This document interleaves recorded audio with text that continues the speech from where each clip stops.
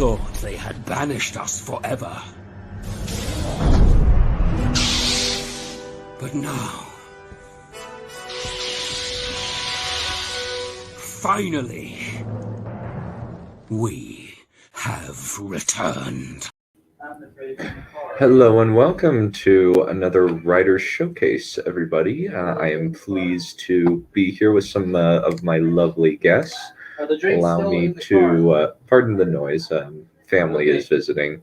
But first off, allow me to bring in first Carl Saylor.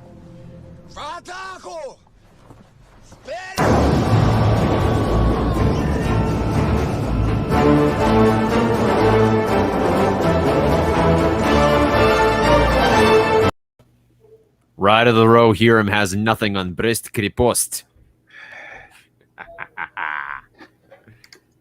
I guess so. Well, I guess so, yeah. Also, our good friend, Captain.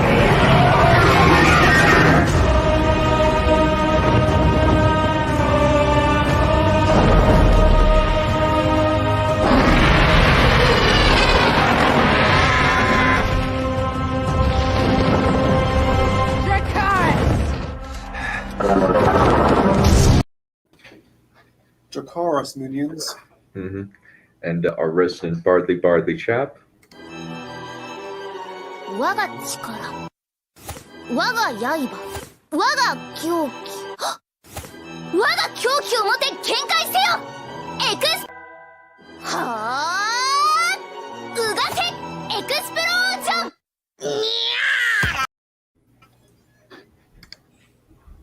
Good afternoon, ladies and gentlemen. Aloha. Always a pleasure. Also, welcome, Wissia.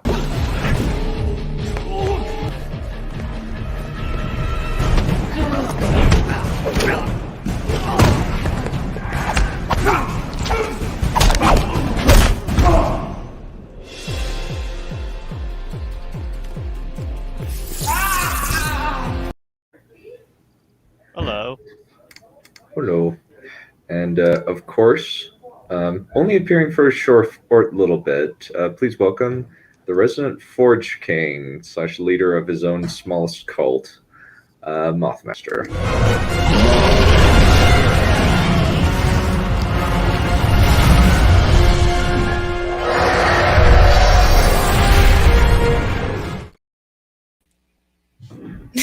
Hello. Hello.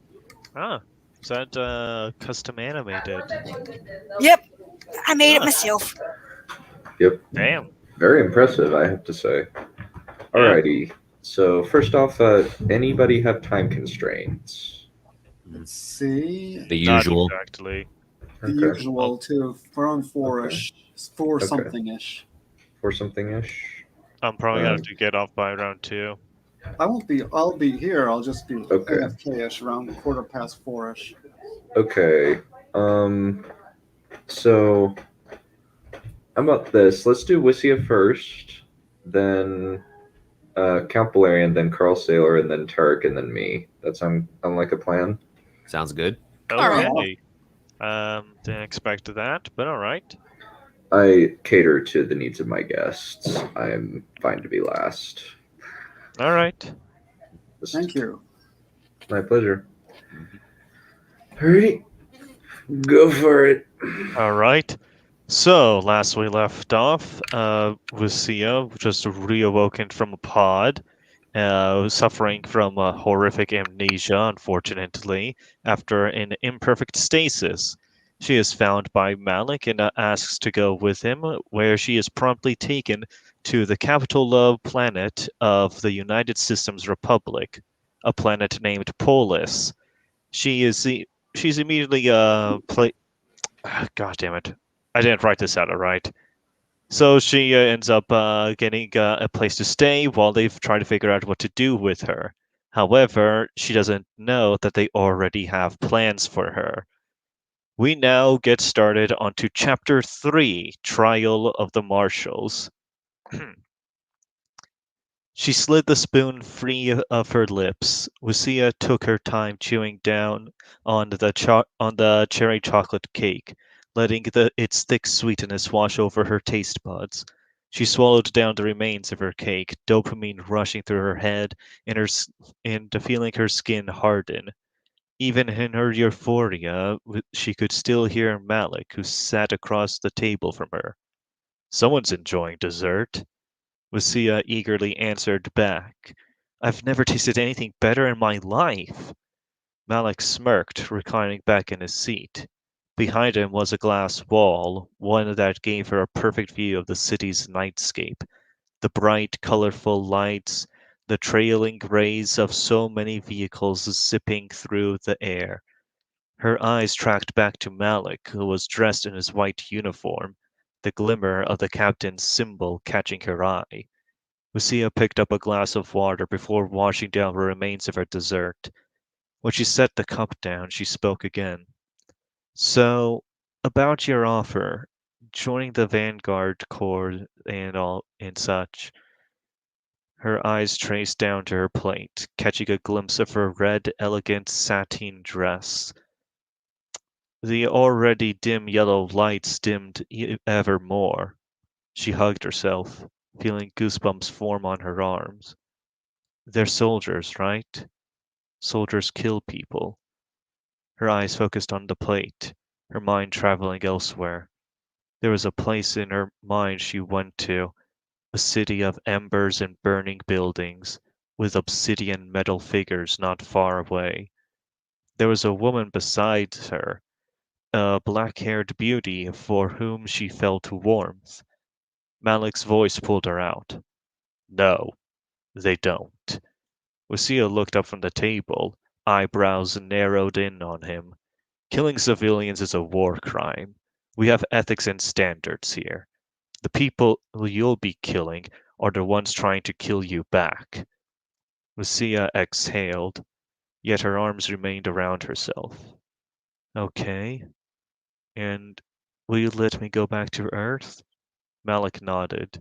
Lucia unwrapped her arms and laying back, she gave her final answer. Good. As long as I'm not hurting innocent people, I can do it. She got up from her seat, standing proud and tall despite her scanty dress. I'll see you tomorrow, then, she smirked. Malik nodded. Get some rest, Lucia. You deserve it. With that, she walked out of Malik's office, her shoes clucking together across her shoes clucking across the floor as she exited.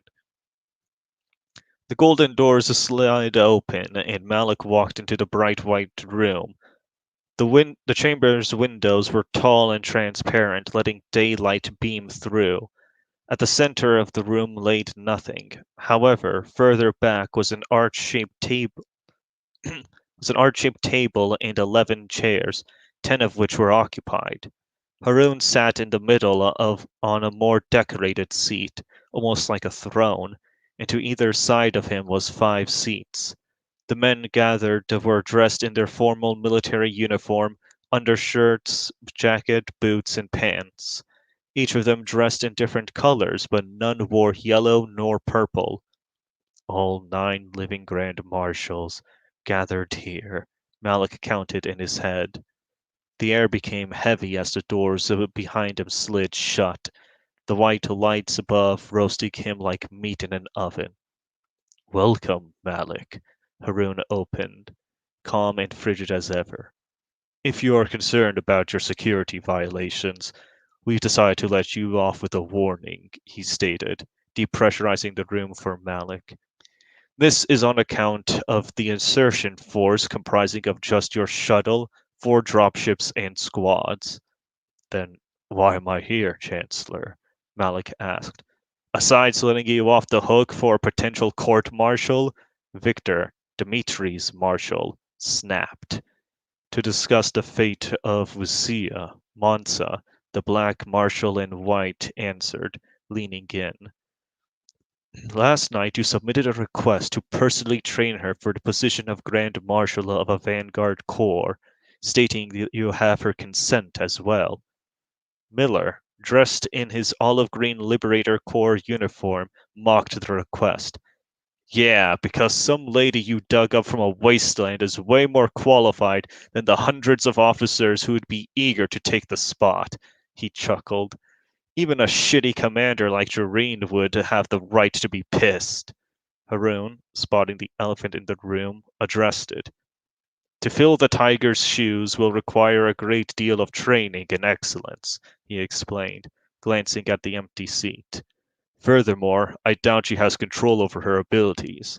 Therefore, I'm convinced we should send her to be tutored by Naomi before she begins any combat exercises.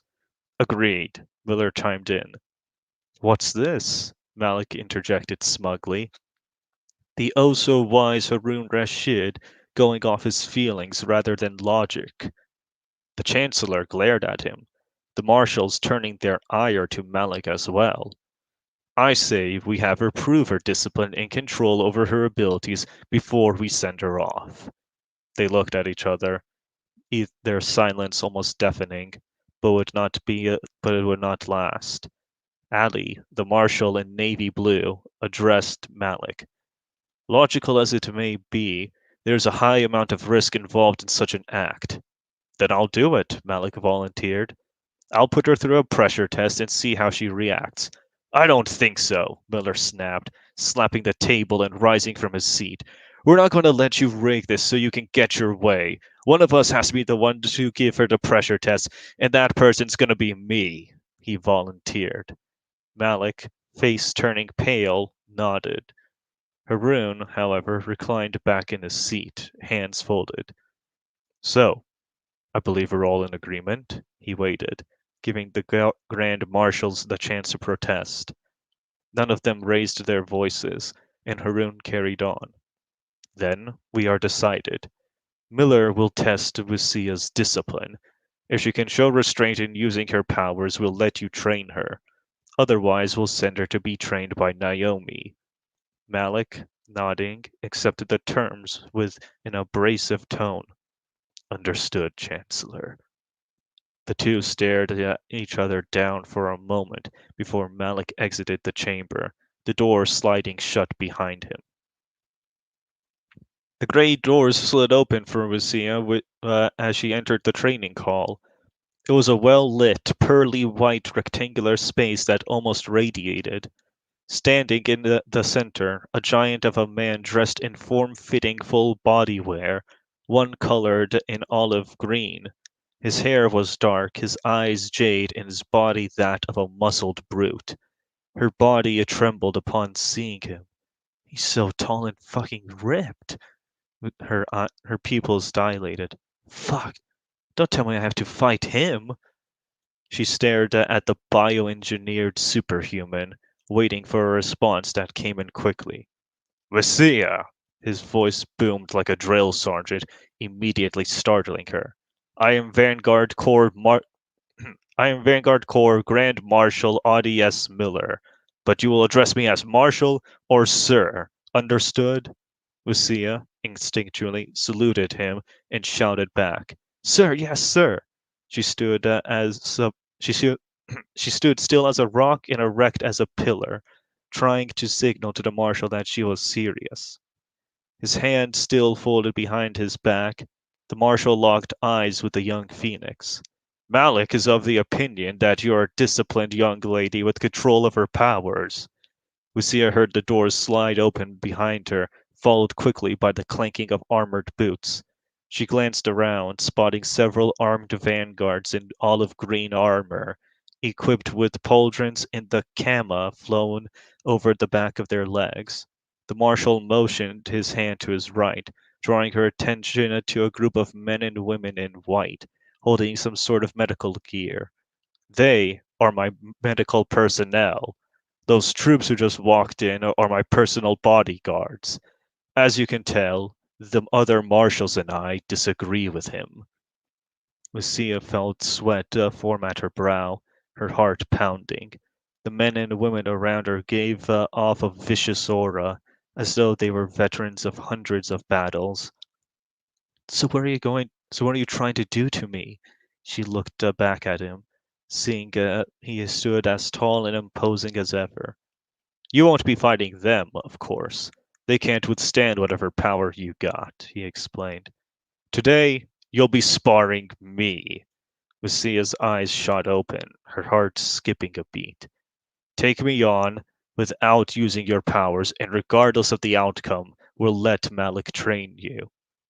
Feeling her nerves become unstable, Lucia tried to maintain composure. Sir, yes, sir, she shouted again, this time sweating despite her black sports bra and shorts. I can't use my powers. I can't let myself use them, she reminded herself. All right, Lucia. He assumed his stance, a fist closed to his chin and another further out, protecting his upper body. Let's dance, he shouted, watching the nervous Latina raise her fists close together. Her back was straight, shoulders facing her opponent, and one leg back and slightly out, with both knees bent. Lucia noticed a small smile appear on his face, as though approving of her posture. She moved up, maintaining her stance and circulating the marshal. Lucia kept her eyes on him, not letting him do a thing without her knowing about it. Then it came, a gust of wind and slap of whiplash. Miller launched forward. Her pupils dilated, and gasping, she ducked and rolled to the side, barely avoiding the first jab of the fight. As she got up, she felt a kick against her ankle, forcing her to forcing her to pull back her leg and lose balance. Miller saw his chance and went in to put her on the floor with a simple shoulder bash. The blunt force nearly ruptured veins in her nose. She dropped to the floor but rolled to her feet immediately. Holy fuck, Lucia gasped for air. He hits like a truck. She reassumed her stance, this time raising her fist slightly up and extended out. I can't let him get another hit like that. The hairs on the back of her neck stuck up. She barely moved her arm in time to catch the sideways hook. She redirected the blow, getting it away from her and trying to get a punch in. Miller's defense raised as soon as his offense failed, all thanks to him retaining his form and not overextending. He managed to block the first blow, but a second landed into his stone-hard abdomen, with Lucia feeling as much pain as she inflicted. This guy isn't human! She backed off, only to be stunned by a roundhouse kick to her right cheek, dodging it fast enough to feel the air move above her. She was back to standing upright, but he went all in with a grunt. Lucia moved her arms in the way as Miller began throwing his fists into her. His piston-like arms fired off and launched cannonballs into her smaller arms. Yet she held, not yielding to the onslaught until he kneed her. She coughed, feeling the sudden pain and intense blunt force to her lower body, like someone shot a basketball out of a cannon and into her lower abdomen. Her defense broke, and not before long she took a hook to the right cheek, knocking her to the floor again. Vision blurred and jaw sore, Lucia still rolled with the punches and got on her feet. She was swerving like a drunk, yet raised her fists against the marshal. Don't think, she caught her breath. I'll go out that easily. Never thought you would, Phoenix, he addressed her. If you were a normal human, your head would have exploded, he explained. But you're not. You're nowhere close. Lucia clenched her fists, feeling something lit up inside. Her body heated up as her heart pounded. Guess you better watch out, she smirked. Don't get cocky. He raised his fists. I still got more hits on you. Loosening herself up and preparing herself, Lucia snapped back. Not for long, she rushed in, launching herself to Miller's side, his body moving in slow motion as she dodged his first punch. His eyes traced her movement, time slowing as she landed the first blow to his side. She saw him contort, his teeth gritted together as her fist sank into his flesh, with a small amount of smoke rising from where she landed the blow. She gave him no time to prepare for the uppercut she slipped between his arms and landed straight to his jaw. The marshal stumbled, taking a step back. Lucia's pupils dilated as a grin stretched across her face. He was open. Lucia threw blow after blow, striking his open chest and abdomen, focusing on his gut. Then she tried it. She swung her leg around, trying to land a blow to his head. The joy drained from her eyes as the roundhouse kick swung too high up. She saw it in slow motion, the grin forming on his face as he grabbed her leg and threw it away. Her balance was lost as she recovered and faced her opponent.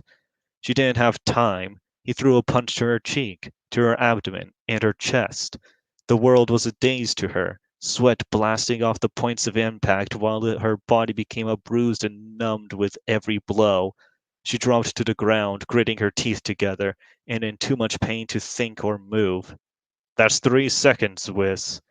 She shook her head, perplexed and stunned. What happened? The words entered her mind as the adrenaline began to exit her system. She was exhausted and sore, her body refusing to get off the floor. What the fuck was I thinking? I didn't stand a chance. Why am I still here? The words echoed in her head for a few moments more before she heard them again. Congratulations, Miller coughed. You passed the test. With a violent series of coughs, Lucia lifted herself, seeing small puddles of blood form where she landed. Something burned in her as she looked at him, her vision slowly sharpening. What do you mean, pass? She saw him more clearly now. The marshal's body was bruised and bleeding in the spots she hit the hardest. Eyebrows shot up and eyes widened. She felt her heart skip a beat. Holy shit! Are you okay? The marshal raised an eyebrow, his jaw slouched. Don't worry about me, Miller said with a scoff. He was breathing like a tired horse with a hand over his abdomen, yet he appeared completely unfazed. Anyway, the whole point of this was to see if you could control your abilities, even while under pressure, he explained. Given that there aren't chunks of me missing, I'd say you passed. Lucia, clenching her fists, felt tears swell in her eyes. That doesn't matter to me. Hell, color me impressed. You actually managed to hold your own against me. Lucia saw a radiant smile on his face as he extended his hand. The numbing pain had gone away now, those many small cuts sealed off. Lucia's eyes darted between Miller's face and his hand. She took it, getting back up. Training starts tomorrow. Go get your rest. You've earned it. Lucia, her chest warming and her cheeks flushing red, took her leave. Sir, yes, sir. And that concludes Chapter 3. All right. Oh my god. Not being allowed to drink while reading this really doesn't help. I'm gonna say that much right now. Oh, you can drink if you want. It's fine. There's something soothing about violence, I find. My god. Anyway, thoughts, opinions, death threats? You're Balerion, you're muted. And your camera's on. Okay. Balerion, you're muted and your thing is on. Yes, I know. Thank you. And yes, I understand that Let's Dance is a little cliched. Very cliched, yes. I'm think sorry it's, about that. I couldn't think of Very anything fun. better. I think that no, I wasn't fussed about that. There were a couple of There's many like kind of odd word choices Yeah. and oddly kind of formatted sentences that was kind of just like, I think the overall story is fine. It's mainly just like little editing things. Just Yeah. kind of felt like a little bit like choppy. The Yeah, swearing was kind of distracted at several points. Huh. Yeah. I mean, I thought it, by and large, I thought it flowed well, like Becca says, though. Oh yeah. Yeah, Yeah. it flowed well, and we were carried along with it. It wasn't. I didn't see anything really bad. There were just one or two places like pressurizing for maybe taking the pressure off or calming or something like that. Yeah, I mean, Yeah, just kind of it is. odd. I was kind of just odd word choices, maybe, and some like oddly formatted sentences. That was it. I wasn't like Nothing like that's like too glaring. Probably just like No. reordering a few things. Yeah, that's fair criticisms. I think I've told you this before. The best thing to do is to read this out loud before you present it, because it's so much.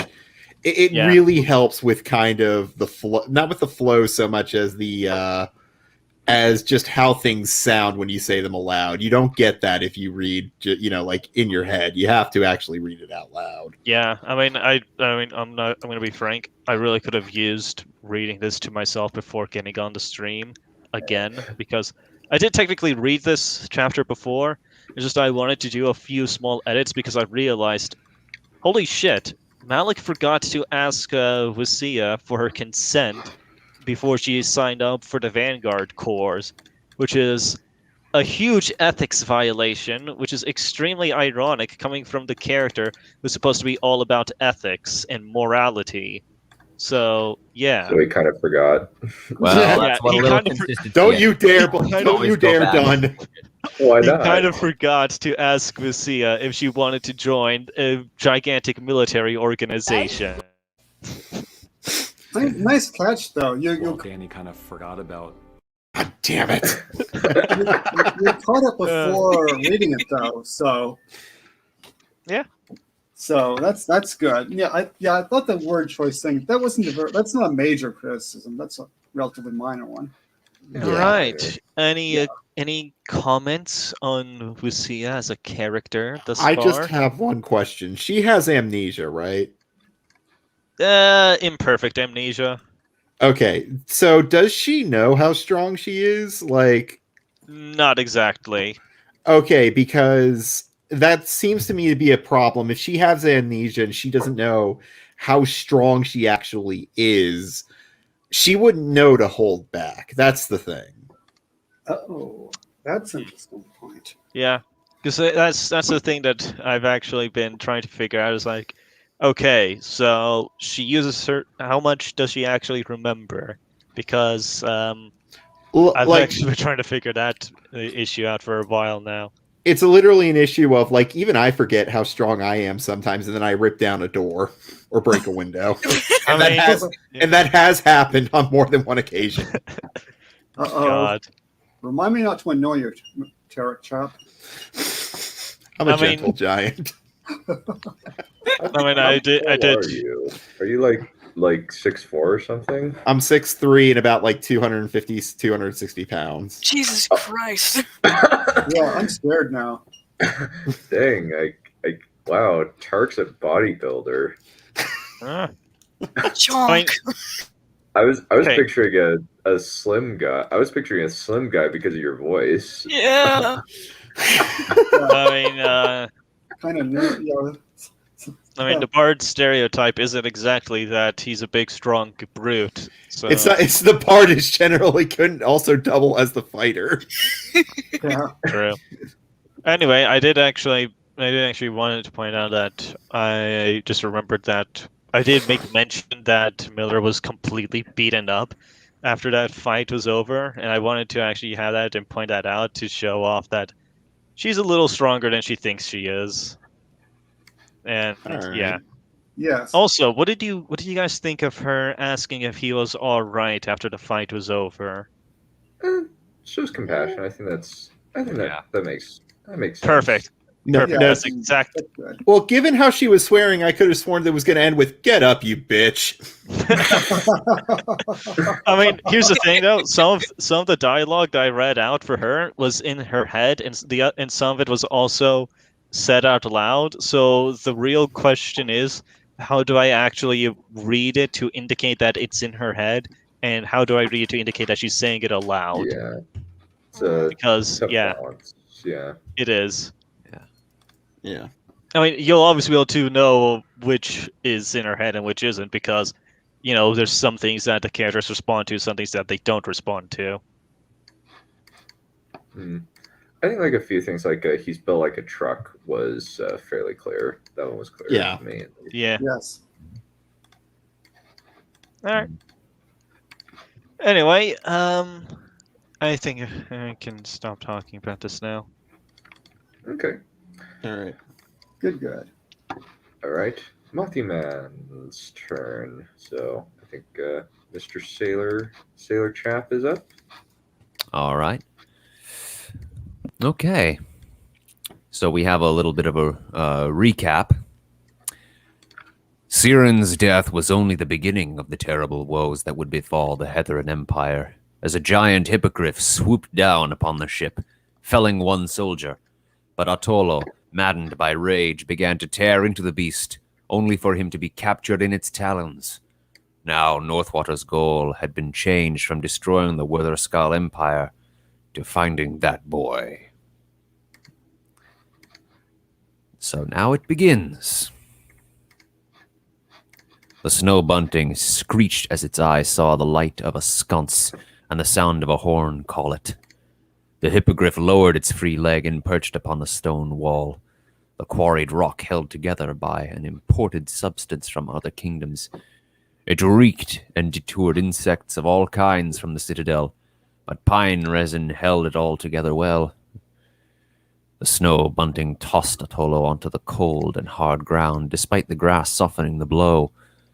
The moth staggered to his feet weakly and gripped the handles of the axes and began pulling them. The hippogriff screeched in pain and flapped its wings until the youth came crashing upside down, but the blades nearly missed his antennae.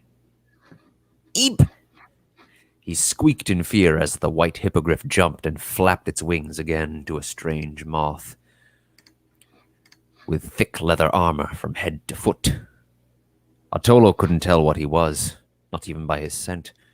The smell of burning coals and iron was strong here, he noticed, and the vague talk of sharpness of blades and the taste of mead beginning to weak was rather loud. He saw stone buildings with straw roofs from which smoke bellowed. The soldiers wore leather armor with mostly griffin feathers, and their helms were luminescent and golden in color.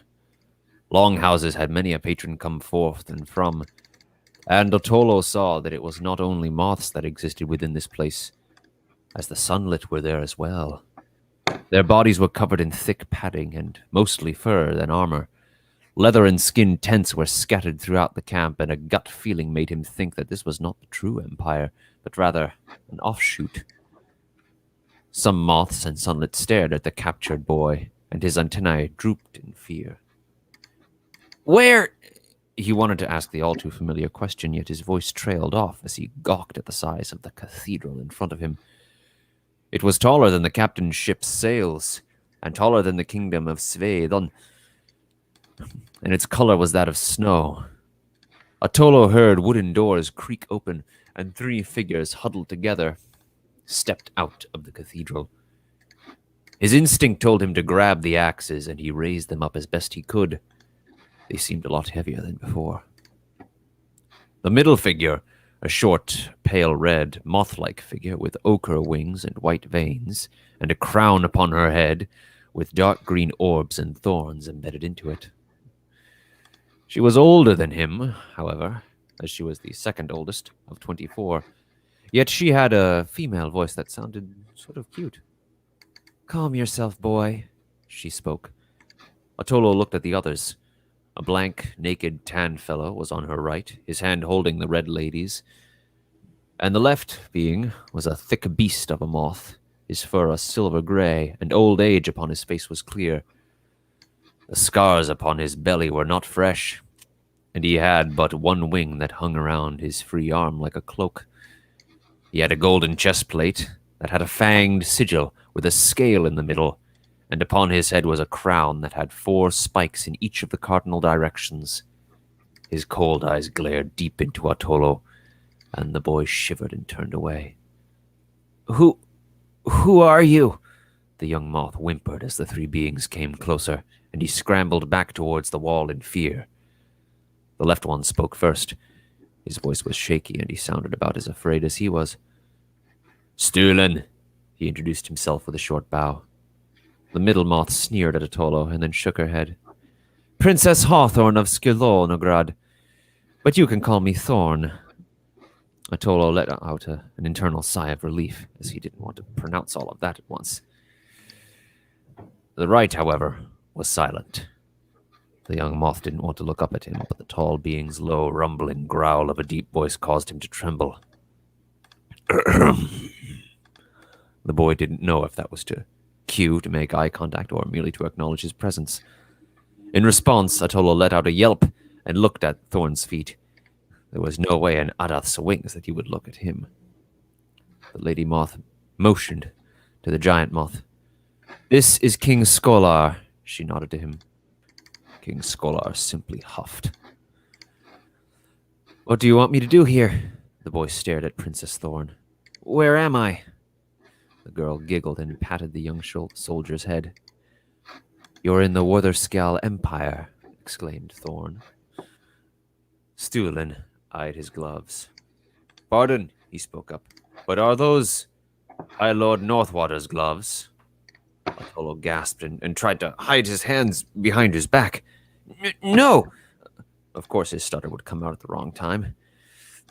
King Skolar stepped up and the ground rumbled a little under his weight. His giant, muscular, clawed hand dug deep into the boy's chest fur and raised him up to where only the tips of the grass would touch his struggling feet. The king's breath on his head was enough to make the youth's words turn into horrified whimpers and his body to curl up. Thorn looked up at the giant hawk moth. "Put him down," she ordered, but the king shook his head slowly.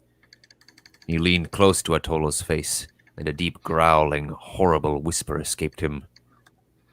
"Northwater is not the lady you think she is." His words cut into the boys' hearts. "Come with me." At first, the boy wanted to tell him no, but then what would happen? Would he be crushed to death under his foot, or would he be thrown into a pit of dragons? Would he be torn limb from limb to feed his strength? Or would he simply be there, his mere presence sending him into a spiral of paranoid madness? Why? Atolo could barely form any word. "Just King Skolar's voice raised for a second. do it." The hawk moth turned to the cathedral, but Thorn ran up to his side with Stuhlin nearly tripping over his own feet. "Wait! What are you doing with him?" Thorn asked, her hand touching his arm. "Telling him what he needs to hear." Skolar's voice sounded stoic and unfeeling, and even the princess did not want to hear that voice. Atolo didn't want to fight him. There was no chance that he would win. The hawk moth approached the cathedral, lowered his arm, then tossed the boy through the doors. Atolo slammed into them, and he coughed as he rolled across the pure white floors. The first thing he felt hit him was the heat. It was hotter than any heat he had ever felt before, and his fur became drenched in the humidity of the salt water that clung to it. He looked around and saw that the cathedral was dark, yet the walls were white. They were not built of stone, he saw. The innards were built of milky quartz. The outer walls were made of shale, and they were protection for the delicate figure within them. The floor was carved from the same quartz, yet smoothed with bruised hands against a sanded wheel. Small wooden tables decorated the back of the room, laced with blue cloth and gold embroidery of the familiar toothed sigil. Some had beeswax candles that had shed what little light there was in the room. The ceiling was pointed, edged with lion claw sconces, barely holding the candlelights that were within them. Atolo looked behind him and saw the corners 2 braziers filled with coals underneath, and a single golden pan in each of them that held boiling water. That was what was causing him to feel so hot. Atolo huffed and gasped for air as the heat of the room proved to be beyond his spiracles. And he held his breath as he heard the rattling of metal before him. At the center of the cathedral was a throne, and on the left and right of it were 2 bowls full of sunfall-colored flame. What made him so afraid was not the chains that rattled, nor the fire that was turning them white and bright in the room.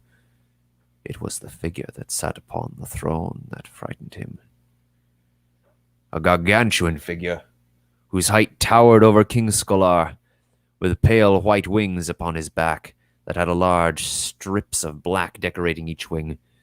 His thick body was a deep ashen gray, with scars on his belly and his antenna, long and thin and the color of ice.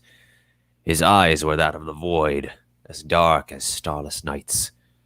Otolo saw how muscular and dark his furry arms were, how his legs were as thick as his own small head. Iron spaulders with wolf fur helms decorated the moth's shoulders, and a giant chest plate wrapped in clanking chains was stuffed with his fluffy pale fur.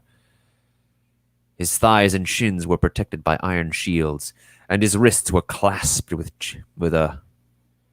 chains, with links that ran to the burning flames and bowls beside the throne.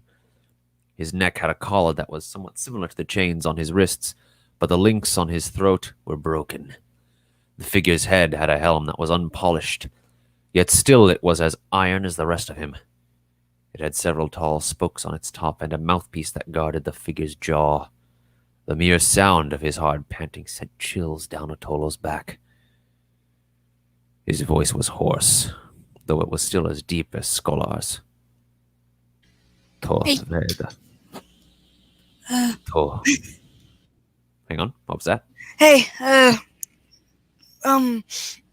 I'll help out actually, alright?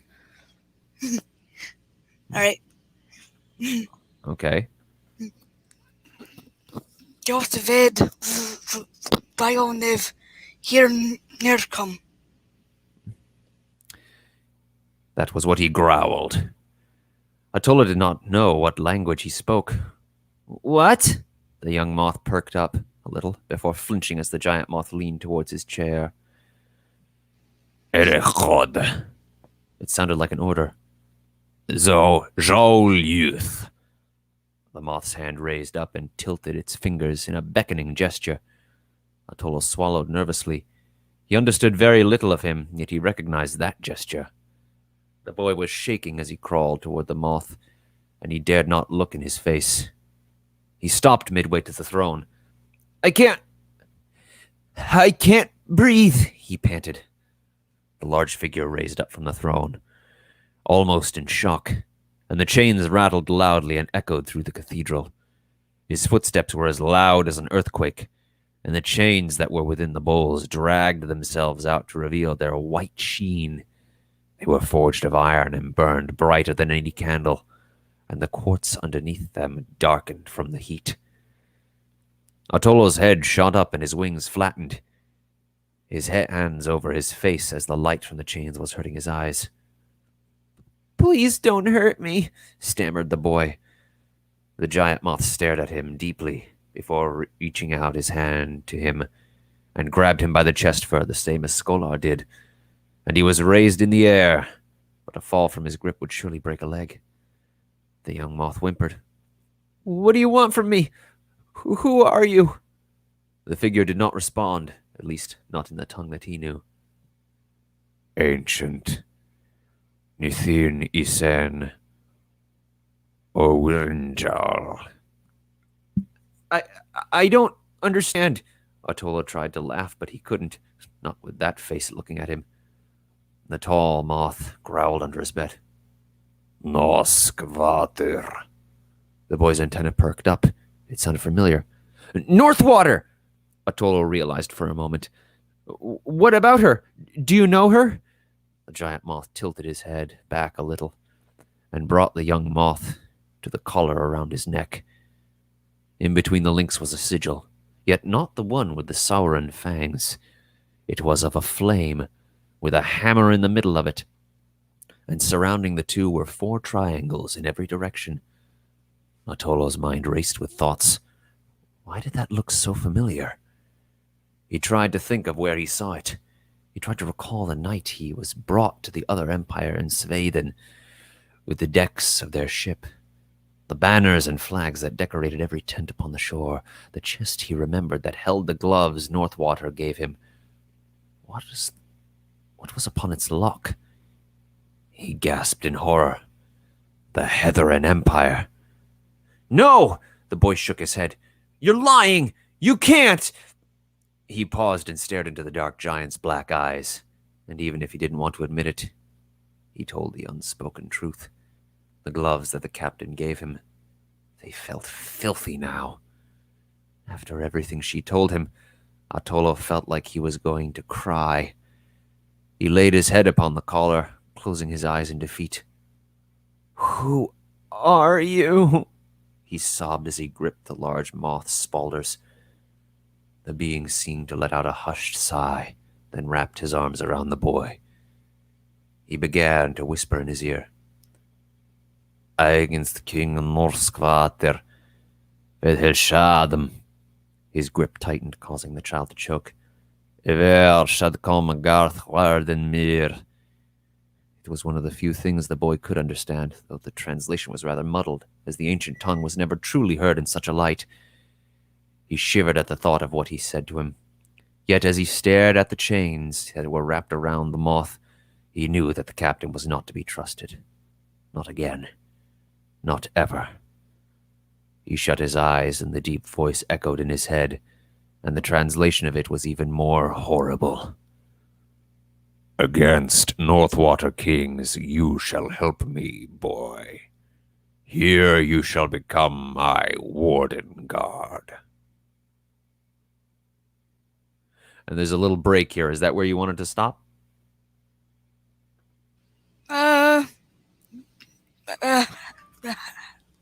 How much,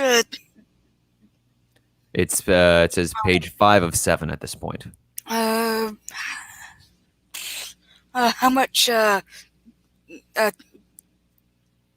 time do we have? Hang on.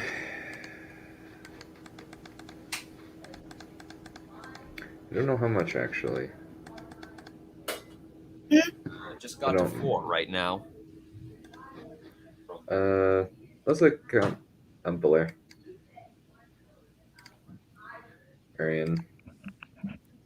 Perion, read. Okay.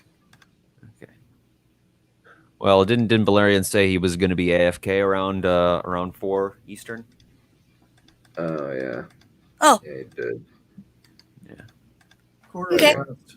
ish. Okay. So, So I can read for about a quarter an hour or so.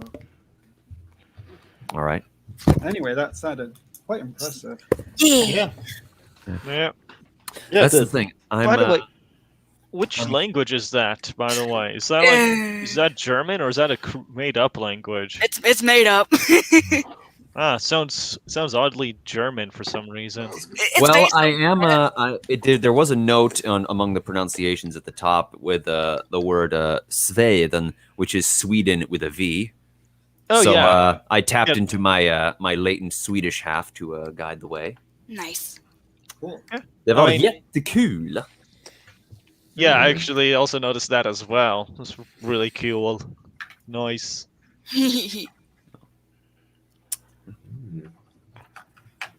It is interesting. I like the moral grayness apparent here. It's very interesting. Yeah.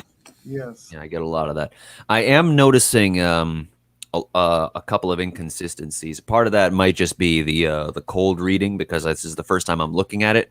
But there are a couple of sentences that aren't that don't really seem like they're put together properly. And I have this is something else I've noticed in a lot of your work. There's a lot of repetition of words. Oh yeah, No. yeah, it's a problem not- with mine. Like close repetition. And in particular, there's one phrase where they're I can't remember where it was where in one place you use the him as the pronouns to refer to two different moths within the same sentence.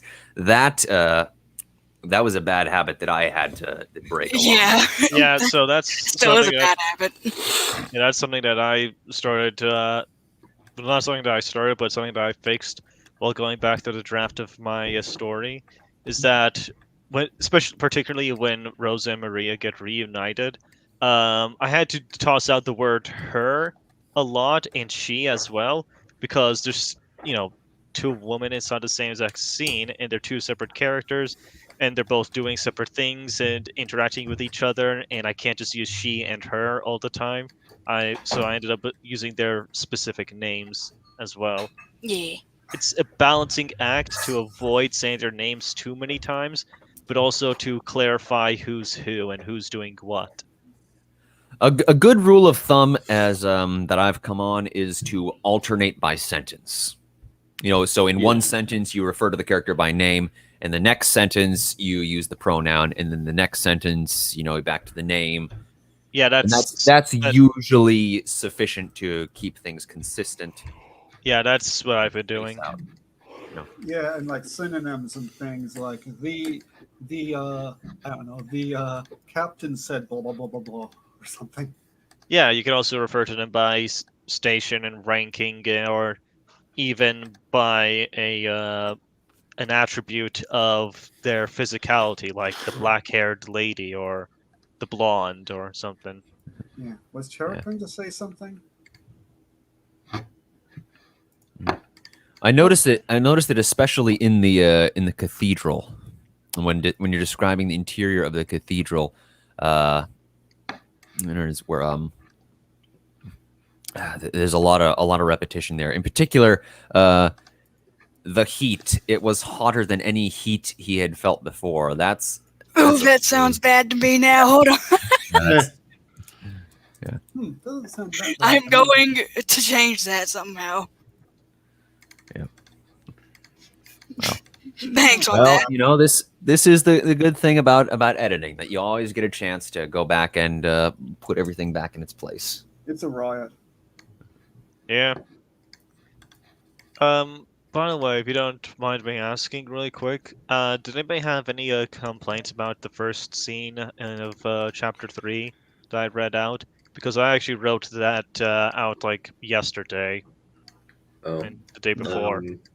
I don't remember. I don't think I have enough context. I didn't hear the last one, the previous one that you offered. So I felt if I had been paying attention to that one, there might be a bit more context for me to go on, but I don't really have much to add to that specific scene. The dinner. Yeah, that's what I was referring to. Yeah. Okay, that's fine. Well, some scenes, not every scene has to be really significant. Sometimes you just need, a little, just set up. Yeah, just some stuff to establish things. Yeah. An establishing shot. Yes. Yes. Mm-hmm. Yeah. Anyway, I'm going to go for now. I need to go and take care of some things. It's nice hanging out with you all. Later. Yeah. Have a riot. And yes, Blue, that was a cold reading. I am actually going to go but I also have to do some stuff. All right. All right. Cool. All right. So Adios. bye. Have a riot.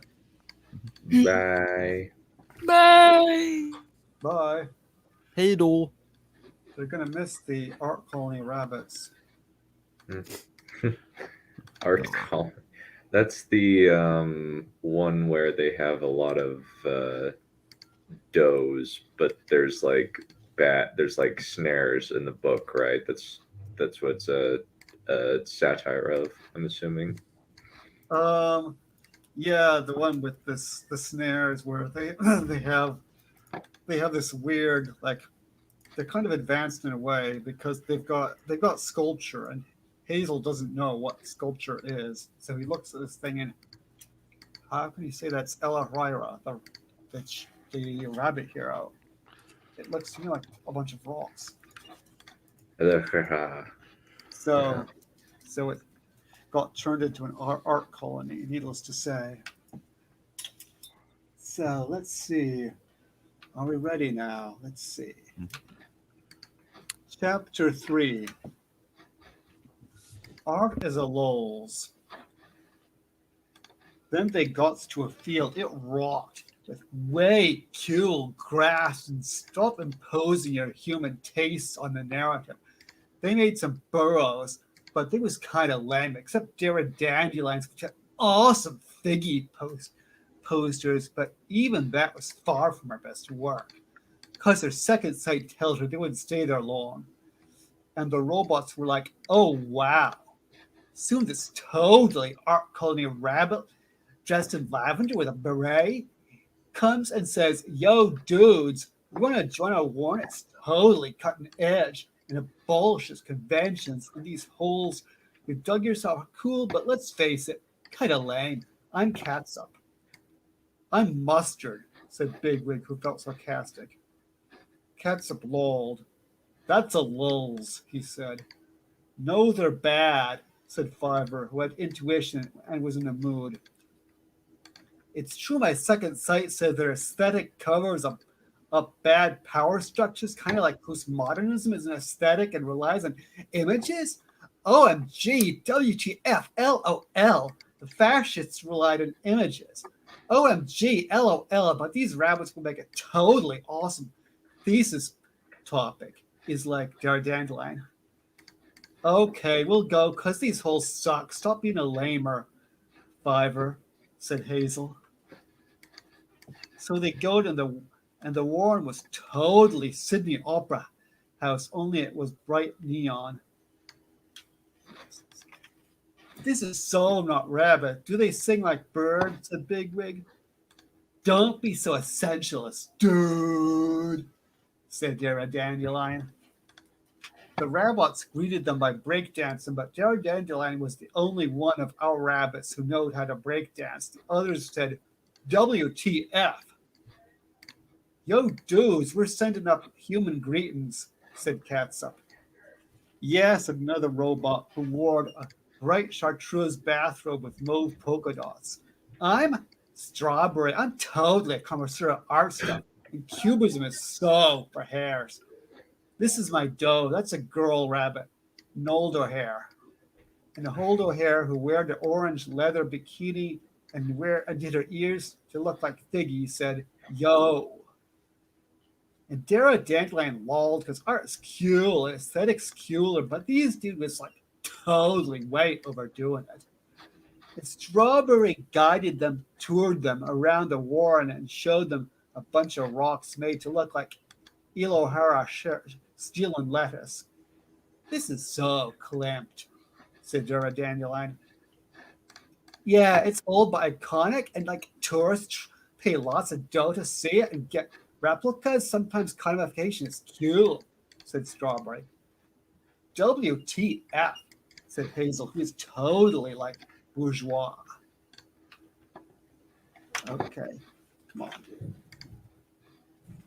Chapter totally 4. OMG, WTF, LOL. We can do aesthetic stuff too, you know. That was cool. Where's the bathroom? Said Dara Dandelion. I prefer Dada, though it's kind of obvious, says Strawberry. Yeah, but where's begun Dara Dandelion? But Straubs interrupted her and said, Husserl is kind of a bore. Is not, because phenomenology rules. Where's, said Dara Dandelion. I gotta go, bye, said Straw and wended away.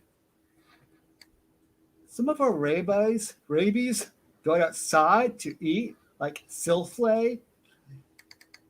Catnip lolled and said lulz, because the catnip warren didn't eat out in the rain because they was wusses. Hazel didn't know what lolling is because he was bourgeois, and bourgeois has no sense of humor because humor subverts stuff, like Bakhtin says, so that's kind of old. These rabbits are weird, said Bigwig. They don't answer questions, which shows that despite their totally much vaunted avant-gardism, they're really imposing power structures and bad faith and stuff, because they don't let us put them into mise en question. WTF, OMG, said Dara Dandelion. What do you think, Pigpen? Said Hegel. They're nice, but sad, totally trees November, said Piggy, who was cute. Don't impose human time concepts on rabbit culture, dude, said Dara Dandelion. Whatever, said Pigpen. Pigpen. Yeah, but who cares? They showed us how to carry carrots in our mouths. That rocks, said Hassel, who was easily impressed. That's lame. You ain't like dudes carrying sticks. That's so not rabbit, said Fiver, who was feeling essentialist just then. LOL. Shut up. You are a baby. You are coming down into the war with us because my power structure's bigger than yours, said Hazel. So they went into the big burrow where all the rabbits met, and it was done in Art Nouveau, like the Paris Met Show, but they made it more surrealist with like hints of the stale, and it rocked. Let Hazel tell you all the cool stuff we did on the way here, said Blackberry. But Catsup and the others went totally into awkward silence mode because they didn't want to hear about cool stuff other people did. Let's see. On second thought, I'll deconstruct the story of Alihara stealing the king's lettuce, said Dara Dandelion. Cool, said Cowslip. So Dara Dandelion says, and I'm going to skip over that story, on to the next chapter.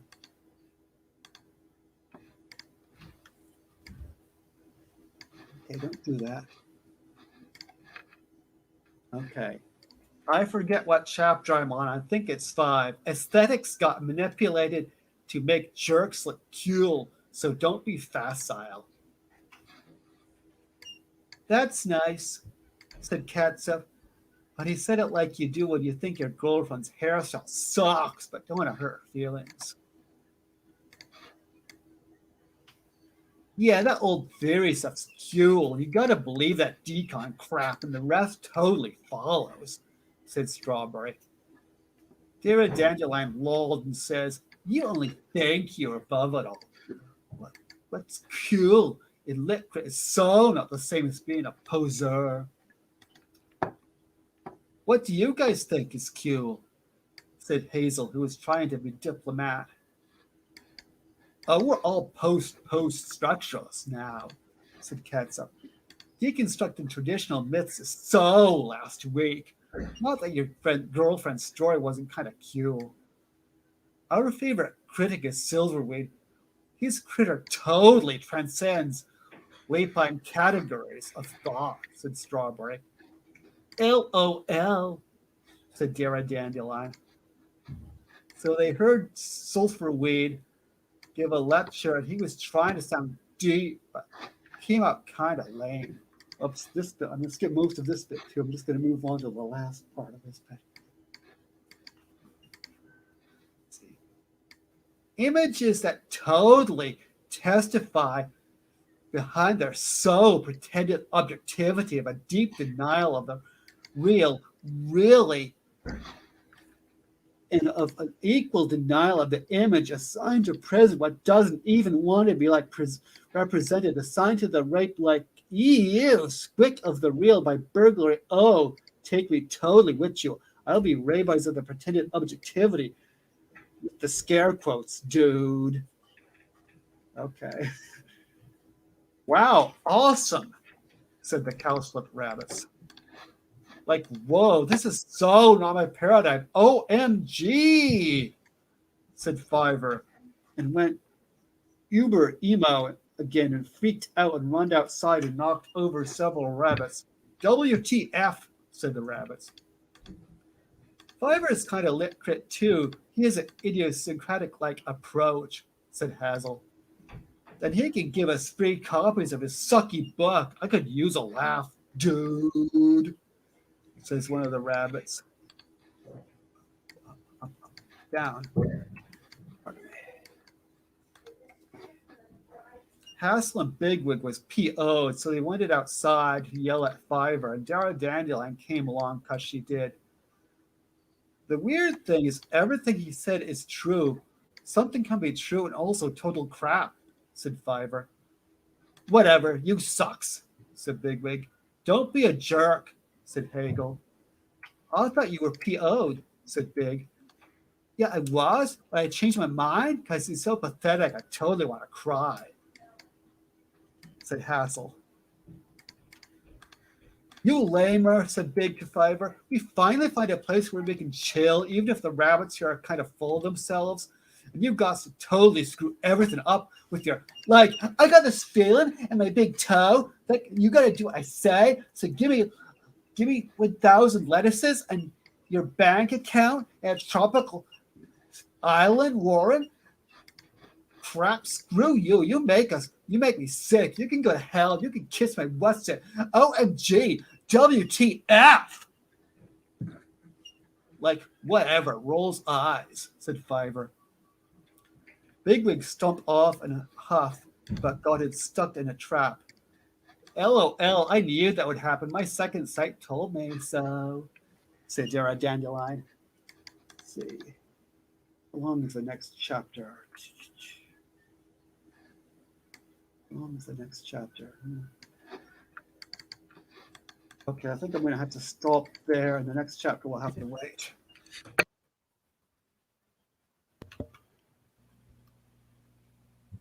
What the hell was that? I have absolutely no idea what I just heard. I feel like I was in the middle of like a 90s sitcom pitch meeting. Yeah. Is this one too? Is this one too weird? Balerion, all of yours are weird. At this point, I am so glad Tolkien found the red book he did, because if he found yours, he probably would think language is dead. I'm not trying to beat on you. I just have no clue what's going on. Yeah. It's sheer madness. Now, granted, I kind of love it, but at the same time, holy fuck.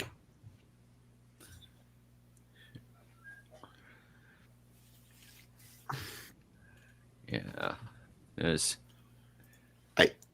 How do you criticize this, Carl? How do you criticize this? Because I don't have a clue. I am trying so hard to follow along to any scrap of ideology, but there isn't anything to go on. I'm not.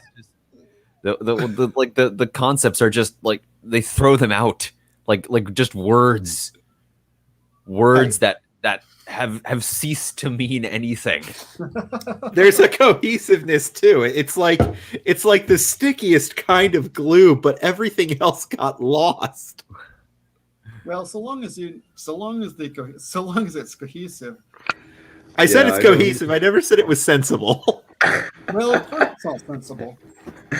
Oh my god. Yeah, it's definitely interesting. Oh, save me. Your lady is in danger. I know she is. I am too. We'll go down together. Yeah, it's an interesting. Yeah, it's just like postmodernist. All of that, like horrible power structures. Mine are better than yours. It's just so freaking funny. Yeah, my power structures are bigger than yours. That's clear enough. Is that like a pickup line or something? No. Hey, baby. Want to come back to my Politburo and compare the size of our power structures? Would you like to come back to the capital with me? I can assure you I've got a power structure the likes of which you have never seen. No comment. You had to say that at one point. This is the greatest thing, one of the greatest things I've ever read in my life. I can't think of anything better. Oh, I agree. Like, I have never seen anything like this Balerion. We may not be able to understand it, but we're not telling you to stop. It's kind of like, oh, okay, I guess just to stop. I didn't say stop. Fair enough. Yeah.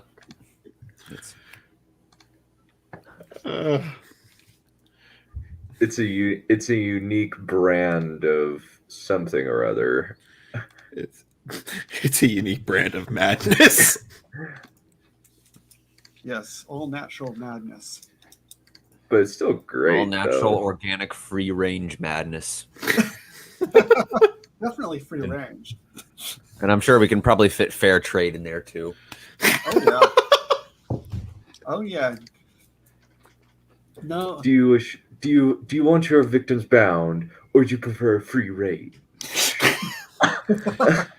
I prefer my victims in a gulag, but that's me. Who here has seen a Road to El Dorado Oh, yeah. to get Yeah. that vote? I saw that I saw that for a birthday party. Oh, nice. That was cool. Wasn't mine though. Wrong time of the year.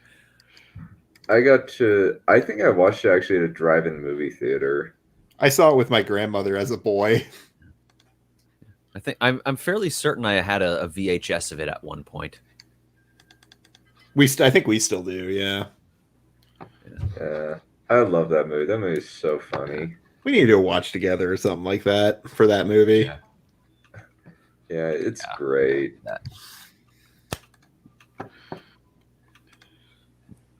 All right.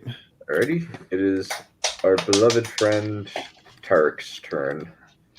Alrighty, so last time we left off, Aviana had met with the Chancellor to talk about what she had discovered, or about the silver coin that was thrown at her by the mysterious Shadow of Tyrion.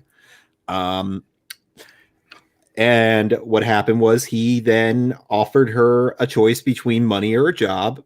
She took the job because she was looking at the long term, to put it bluntly, anyways. And now she's off to the bazaar in order to meet a man named Florian Voku, who the Chancellor said would outfit her for her job for her first active employment tomorrow. And that leads us to where we are today. Oh, it's also worth noting that Merrick is leaving tonight. That happened like 2 chapters ago, though. Alrighty, so as soon as Aviana began searching through the aisles of the bazaar, she realized that she didn't even know who Florin was, nor did she ask for a description of the man.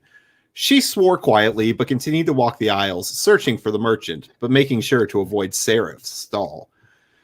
It wasn't long before she grew frustrated. She had gone to several clothing merchants, asking if they were Florin, or if they knew who Florin was. The merchants who didn't recognize her were of little help, as they had no information, and the ones who did turned her away and threatened to call the Guardians if she didn't leave. Part of her wanted to give up and just go back to the storehouse and wait for Merrick. However, she realized that giving up on her first task for the Chancellor seemed a poor way of showing her willingness to perform to his expectation. Aviana stood off to the side of the aisle and thought about the name, Voku. It wasn't a family name she had ever heard of. In fact, she had never heard the name Florin before. It sounded foreign. This was good, as most stalls were operated by the same people almost every day. From her experience, foreigners had a tendency to stick out, since they usually traveled around with their entire inventory and with some sort of wagon or caravan. She began wandering through the aisles again, keeping a lookout for stalls that stood out from all the others. After a while searching, she came across a peculiar stall that did stand out from all the others in the aisle. Instead of having an actual counter or some kind of stand like many of the other vendors, all this one had was several carpets laying out in rows on the floor. The carpets appeared to be protecting the inventory from the dirt and protecting the inventory from the dirt, with various colored and tailored shirts, boots, and pants sitting on top of them. The clothing was made of various different materials, from wool and leather to fur and even cotton. Behind the rug sat a large purple wagon with its yoke devoid of horses or even a donkey. The wagon was different than the plain wooden ones that normally traveled to town. This one had a roof over it, and it looked much larger than the ones the other merchants had. More interestingly, it appeared to be long enough for a full-grown man to lay in, and with enough room for other items to be stored within it. She had seen wagons like this before. During the festival the city would hold every spring. Entertainers from Kavlin would stay in carts like these, and even live in them. In the back of the caravan were several wooden steps that led to a door built into the wagon. Laying atop the top step was a man looking at the ceiling, lazily kicking his leg. The man's face was rugged, with dark stubble covering his cheeks and jaw. His hair was dark brown and ran down to his back. It almost looked to be as long as hers. His skin was a slightly darker shade than those that lived in Tyrion, and it looked to be the similar shade people had from Kavlan. He wore a thick, colorful purple wool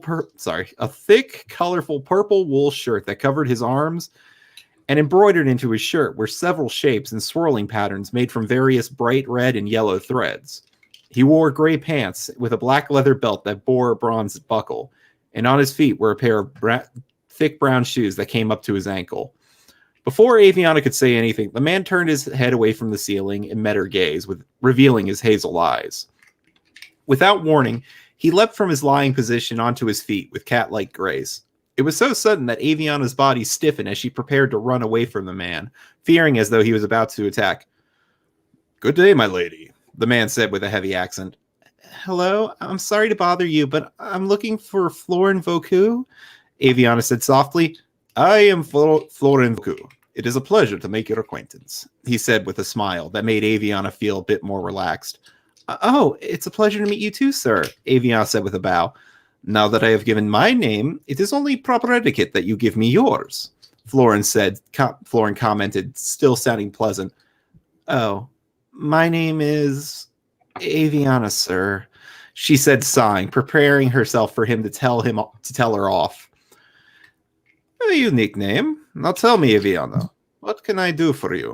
Florin asked, his pleasant tone unchanged. Aviana was a little taken aback by the man's lack of hostility. She had been ready for the Guardians to be called, for him to call her a civet, for his entire demeanor to change, yet it didn't. She almost wanted to question the man about it, but decided against it as she didn't want to start trouble. I think I'm looking for a new set of clothes," Aviana said, inspecting the various colors and fabrics of the clothing laid out before her. Many other stalls sold clothing, yet for some reason, these ones appeared to be of much higher quality than all the others. It was no wonder the Chancellor had sent her here. "You think?" the man asked, moving over to one of the bright blue cloaks that was hanging on his wagon's roof, gently flattening the cape. "Yes, but I'm not sure what I'm looking for. I was only told by my employer to come here to get outfitted," Aviana said, rubbing her fingers against a red cotton shirt that looked just about her size.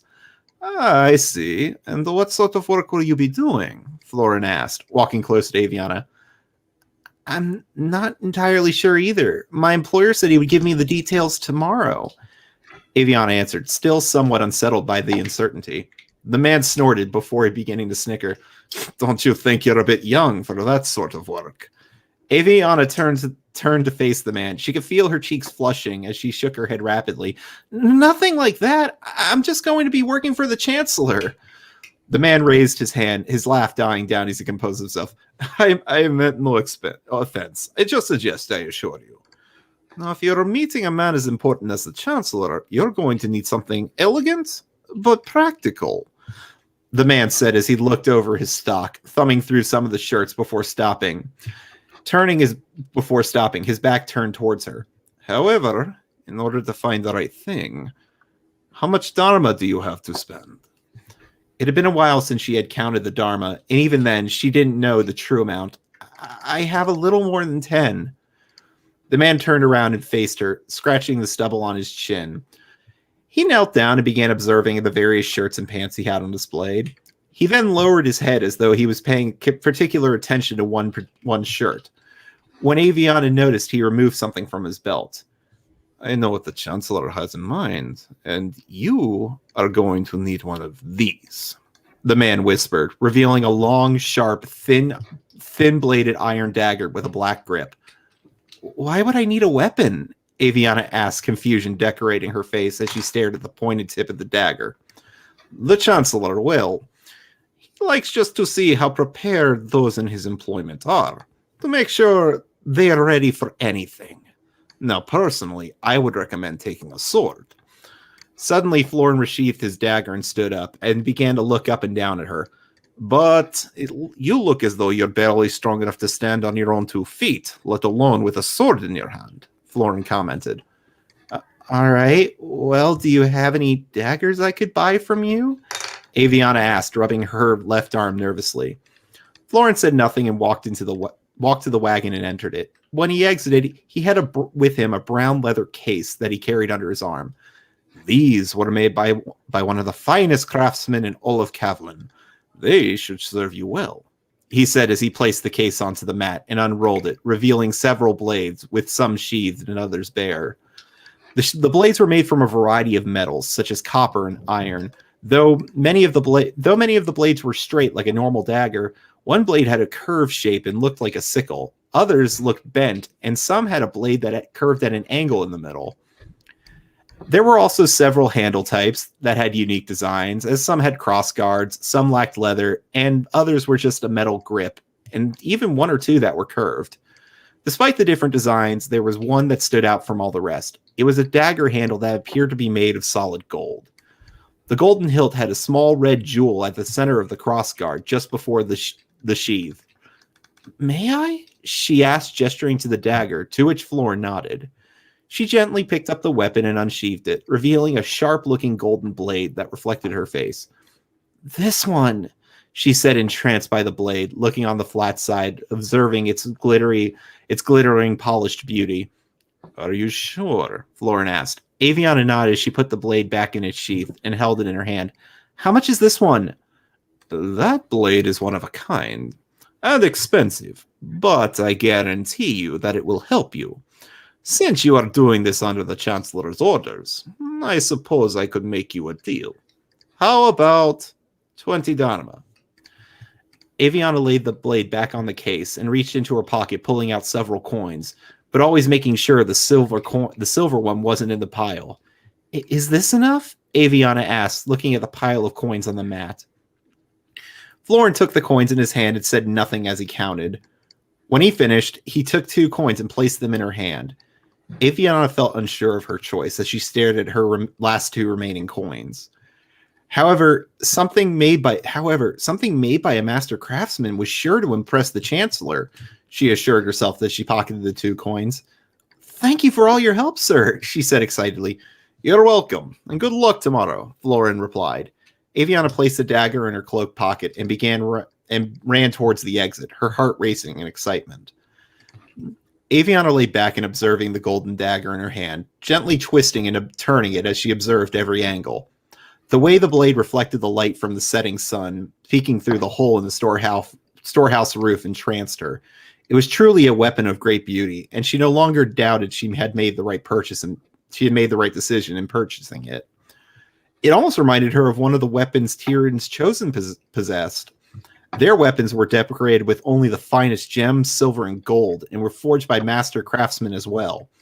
The only difference between her blade and the one the Chosen's had was the blade itself. She had caught only the briefest glimpse of a Chosen's weapon once. It was during the celebration when the trade district was finally rebuilt, and there was a celebration for the heroes who had defended the city during the invasion. Marcus Ridley had earned the title of Chosen long ago, but his efforts during the siege had awarded him the additional title of the Great Defender. It was his strategies and tactics that allowed the Guardians to hold the city until reinforcements could arrive. During the celebration, he was surrounded by people begging to see his fabled blade. Marcus held his sword high for all to see. Aviana was in the crowd, but was only able to get the briefest of looks. She could still recall the shimmering white light that surrounded the blade before her view was obstructed. The crowd kept growing larger and larger when the blade was revealed. Fathers began lifting their sons up onto their shoulder to get a better look, and older children and adults pushed through the crowd to get a better view. By the time she got to the front of the crowd, Marcus had already sheathed his sword. Aviana sighed at the memory and put the dagger back into its sheath. When she heard the storehouse door open, causing rats on the ground floor to chitter before scurrying away. I'm here, Aviana. Are you here? Are you ready? Merrick's voice echoed through the storehouse. Aviana quickly put the dagger in her pocket and sat up, looking down at the ground floor from the storehouse loft. She got onto her feet and walked down the staircase, only stopping when she heard a sudden crash. She turned around and saw that one of the wooden steps had fallen off the stair, leaving only a moldy, rotten stump in its place. She sighed and went over to Merrick, brushing her bangs out of her eyes. and noticed the half-empty sack slung over Merrick's shoulder. "Let's go," she said quietly as the two walked out the door. The two of them walked in silence from the time they left the storehouse to about the midpoint of the trade district. The orange and purple hues of sunset covered the skies as the two of them traversed the snow-covered streets. The streets were filled with people walking in various directions, as well as those who were locking doors behind them as they walked into the busy street. Aviana looked at Merrick and noticed that his face was drenched in worry. He was trying his best to hide it, and she could hear him gulping nervously. His face looked pale and sickly. His normally radiant blonde hair looked a tad darker than usual. However, most noticeable was his bright blue eyes. They were dark and filled with concern. I have good news, Merrick," Aviana said, breaking the silence. "Oh? And what's that?" Merrick asked, his voice cracking slightly as he took a deep breath.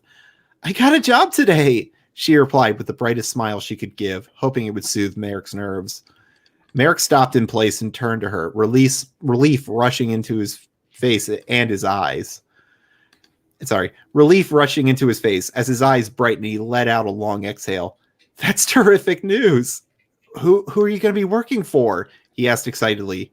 She was about to tell him about the dagger too and show it to him, but when she saw the relief on his face, she decided against it.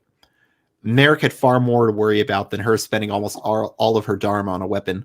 "The Chancellor. I met with him today and he offered me a job." The Chancellor? "Aviana, what in Tyrion's name were you doing meeting the Chancellor?" Merrick asked, his face becoming consumed with worry again.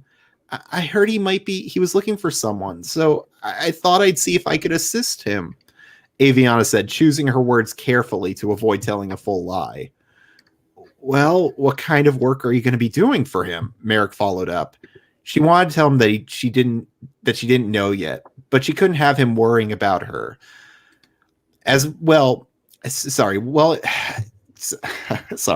She couldn't have him worrying about her well-being, not as he was about to leave. Aviana sighed and looked down at the snow. I'm going to be doing some domestic duties for him," she said with her shoulders straight and hoping he didn't hear her suppressed giggle. "You're an awful liar, Aviana, and I know what you look like when you're actually upset," Merrick said, crossing his arms. "Now tell me, what kind of job are you going to be doing for him?" Aviana sighed, unable to look him in the eye. I don't know. He told me he would tell me tomorrow night. He did say, though, that I would be expected to do some domestic duties, but they wouldn't be the entire job," Aviana admitted. Merrick sighed. "I suppose it's all right then. I can't see you getting in much trouble with the Chancellor, but please promise me you'll be careful regardless," Merrick said, sounding desperate. Aviana slowly lifted up her head and seeing the plea in his bright blue eyes. I promise. I will be careful," Aviana replied. By the time they arrived on the bridge to the wards, the sun was gone, and the skies were slowly beginning to darken. As the two of them crossed the bridge, Aviana noticed that there were several other groups walking to the wards as well. Most of them were being led by excited young men with sacks over their shoulder, leading the groups to the city gates. Many of them were bright-eyed and excited, unable to stop talking about how they would be Tyrion's next chosen, or how they would be the best guardian the city had ever seen. Others looked nervous and attempted to drag their feet, their eyes darting back and forth as though looking for an opportunity to run away. At one point, she heard what sounded like a father shouting at what she presumed to be his son about his cowardice and how becoming a family guardian would finally bring his family some respect. The march to the city gates, though, was a far cry from the way it used to be before the siege. Before the siege, Matron Alessia would take her and the other children to watch as new recruits marched towards the city gates. During that time, the new recruits were celebrated and hailed as the future protectors of the city. People would line the streets and applaud as their future guardians marched towards their destiny. However, this year the streets were quiet, with guards posted at every intersection leading to the rest of the wards, no doubt keeping opportunistic thieves away from robbing entire families.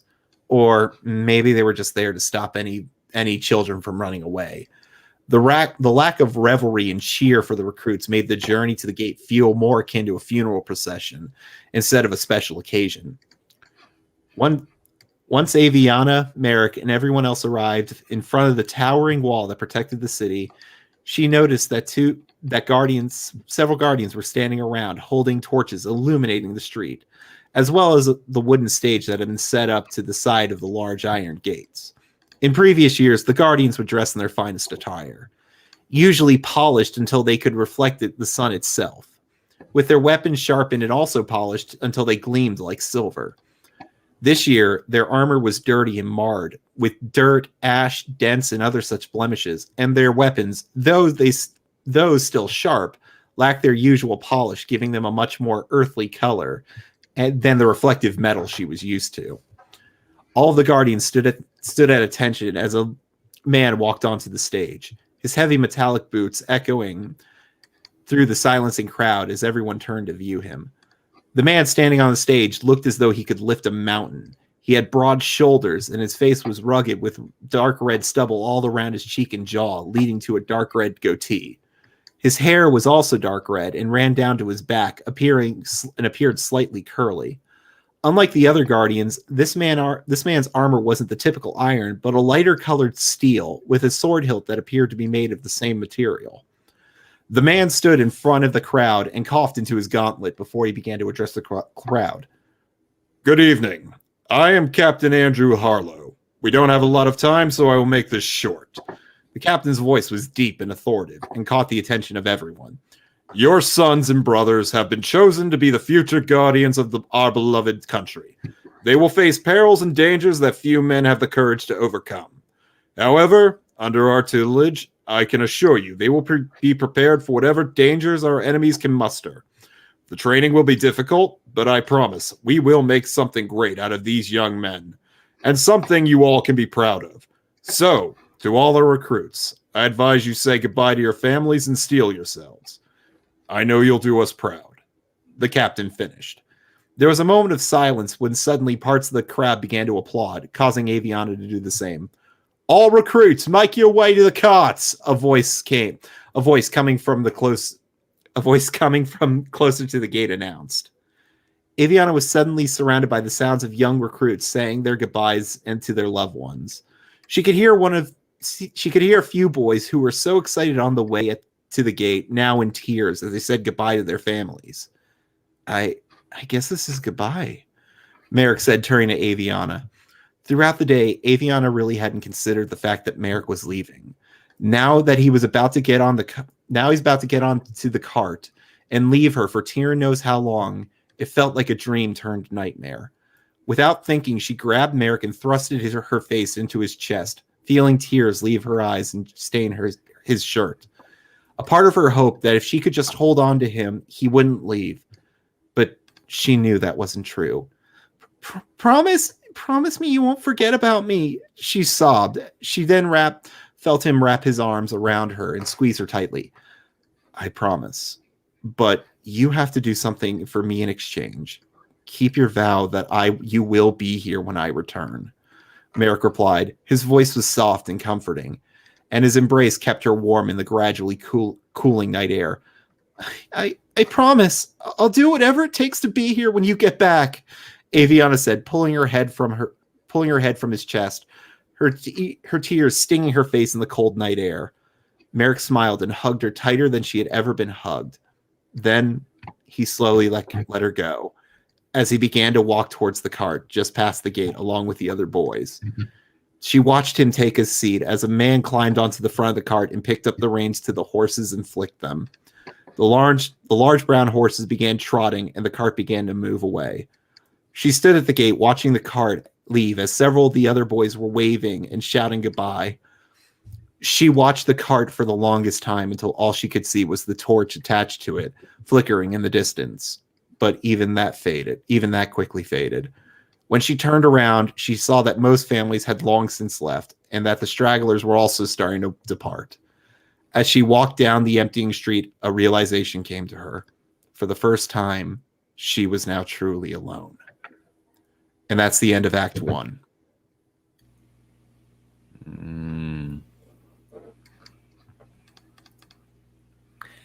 Yeah, something about that dagger with the red gem on the hilt. That's giving me some real nasty vibes. Just because of like the color choice and everything, or the fact it's made of solid gold? The gem on the hilt. Mm. Yeah, It's it reminds sus. me of Wheel of Time. Yeah. Mm. There's also a ruby hilt dagger in Wheel of Time. Just I thought it would be the fact it's made out of gold. there's it's that too. So what did you guys think? Definitely emotional. Yeah. Yes. Touching scene at the end. Yeah. It's interesting to kind of see, like, okay, I wonder where this thing is going. Oh, and I'm interested to see, like, how this is going to be a, like, political thriller type thing. Like, at least, like, that's what I'm picturing. I could be wrong, but that's kind of what I'm thinking. All right, that's fair. That's fair. Like literally, we have the dagger though. Like in most political thrillers are cloak and dagger. We just need the cloak. Well, actually, we have both. Fuck. Oh, First thing she got was the cloak. Okay, so it is cloak and dagger. That's kind of, I never even thought about that. The way that fell into place, I love it. But like I said, this is the end of Act 1, though. At 14 chapters, like 151 pages. Just a quick bit of news for that. I will be posting a link to the Google Doc for the entire first act for those who would care to read the actual thing. Cool. I like the voices too. Yeah, you're a very good reader. I definitely agree with that. Oh, thank you. There's one small word choice thing. Did I hear this right? Something about confusion decorating her face. Yeah, that was right. Yeah, that was not the best way I could have wrote that. Confusion coloring her face, maybe? Yeah, that coloring might be better, yeah. Something along those lines. That's just what hopped into my head. It's not a big deal. That's just what hopped into my head. Right. All right. Well, I'm glad you all enjoyed, and can't wait to start reading Act 2 here. Cool. Yeah, I'm very interested. Does she ever meet Merrick again? Or should I not ask that? If you know if you can, this is a very tropey story, I'm kind of realizing, but if you know the tropes, I'll just say that. Oh, maybe she meets him in battle again and they have to kill each other. Wouldn't that be a riot? Wouldn't that be a tearjerker? Let's face it, I've already put her through the ringer already. What's more when she's an adult? Yeah. We do horrible things to our characters. Specifically children.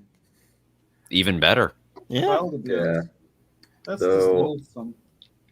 yeah, I think though at least with mine, I just kind of thought of, what's the most gruesome thing I could do to the human body in a very short amount of time? Mine is, how long can I emotionally torment someone before they break? That's basically Wheel of Time in a nutshell. I just ripped off a teenage girl's arm. I don't even know how to respond to that. Yeah, I feel like I'm a little too merciful to my characters. Yeah.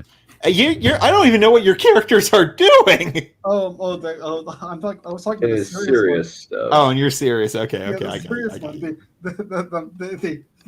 The joke ones, yeah. I'm not Okay, sure I was gonna say. I'm not sure if they're suffering or not. Well, if they are, it's of their own making. with their oversized power structures, they're clearly compensating for something with. No comment, but yeah.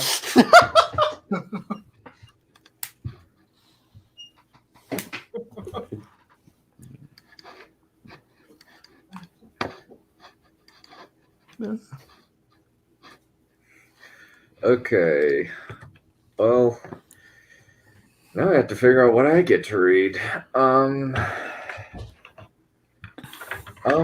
was actually considering reading one of my climaxes. Not that kind of climax. Aw. You knew exactly where I was going to go. We are of similar minds. Great Mr. minds think Tard. alike. Great Yes. fools seldom differ. Don't read the gross one, Dunchap. I'm No, not do it. planning on Do it. it. Now I'll kill you dead and then destroy your soul. He'll kill me. It's fine. Yeah. It's like, yeah, no big O. Yeah. Oops.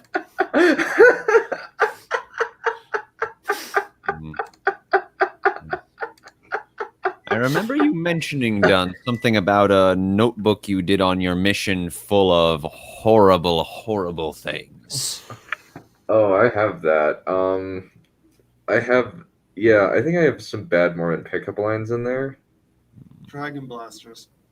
You know, Not- someone has to say that at least once. Yeah. Okay. So, I think one of this, basically, I am sure that anyone who gets into that quote book is going to go to hell. That's one. What about the man who wrote it? No comment. Okay. This one requires a bit of context. Basically, what happened with this one was, whenever you go to this particular area of Topeka, the ward mission leader will give you a tie, and he's a doctor, so these ties are $120 each, and he just will give one of his ties to the missionaries who leave for free, and he just gives it to them as a gift. Basically saying one of them was missionary 1. They're premium ties. They're like 100% silk. I have 100% silk ties. They're not that good. They're super good. They're handmade, like hand woven by Indian people. Oh, that's lovely. Yikes. Oh. Yeah. Oh. Okay, I found it. Okay, bad Mormon pickup lines. Girl, is your name Pride? Because I want you to strip off on me. Girl, you're so fine. I'm this dude who cuts off arms would find you disarming. Girl, is your name Virtue? Because you are garnishing my thoughts unceasingly. Girl, is your name praiseworthy, virtuous, lovely? Because Paul has told me to chase after you. Girl, is your name Mana? Because I wouldn't mind spending the next 40 years in the desert with you.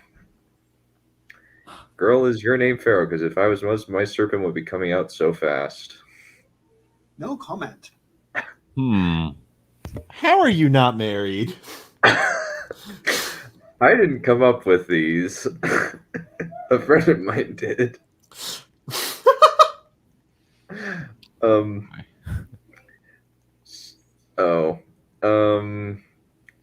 Okay. Yeah. Yeah, that's pretty much it. I don't do that anymore.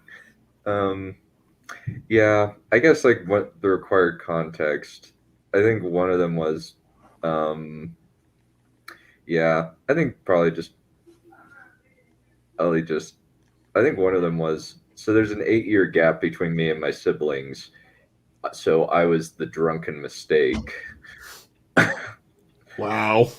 Or the elders have to leave their girlfriend, which is pretty tough, and the sisters have to leave all their boyfriends. Yeah. I guess it's just me who finds these funny, I guess. They were knee slappers back at where I'm from. At I least for guess you some had to be people. there. Yeah, I'm a terrible person. You're a loathsome abomination on the face of the earth, Bright Lord. Yeah. But it's okay. You're our loathful abomination of a priest upon the earth. Precisely. Yeah. Okay. I'm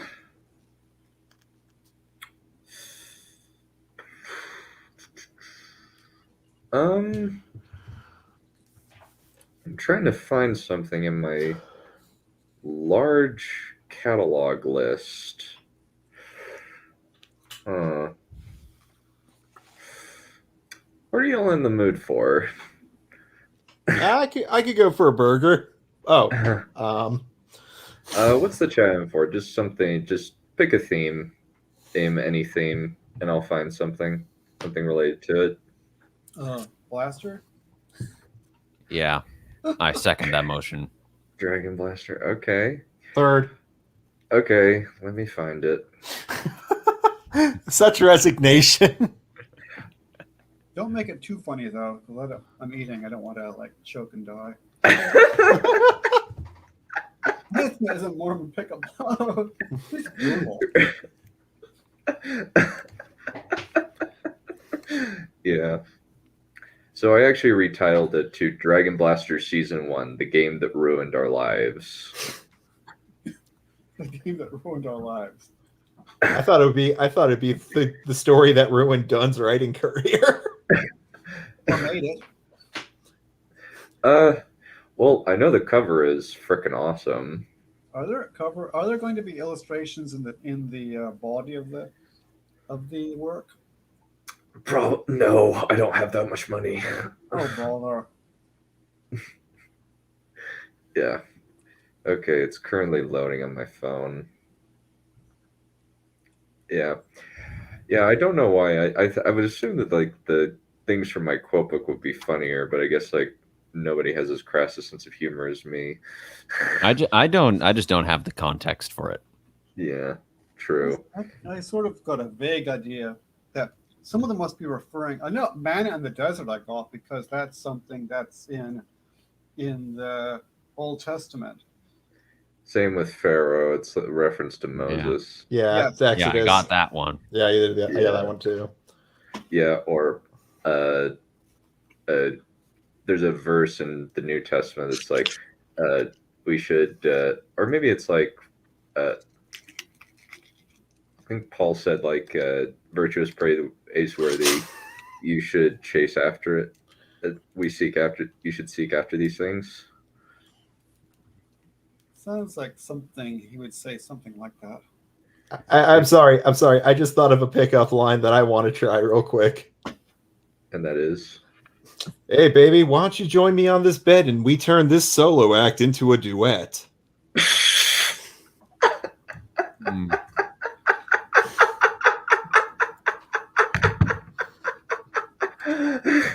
I thought it killed babies, but that works too. Or how about, baby, I'm going to give up polygamy for you. That's a good one. That's a brilliant one. Sorry about that, Bright Lord. That's awesome. That was love brilliant. I couldn't resist that one. Yeah. Okay. I'm trying to figure something out about seizing the means of reproduction without it coming off as like literally rape. Yeah. Alrighty. I want to join the means of reproduction. Let's Yeah. share the. I will look. Once you go to communism, well, Yeah. although that would make a nice Valentine's Day card. I want to seize the means of production with you. Hang on, I do actually have a communist Valentine's Day meme in my collection. Uh-oh. Hang on. It's in here. Man.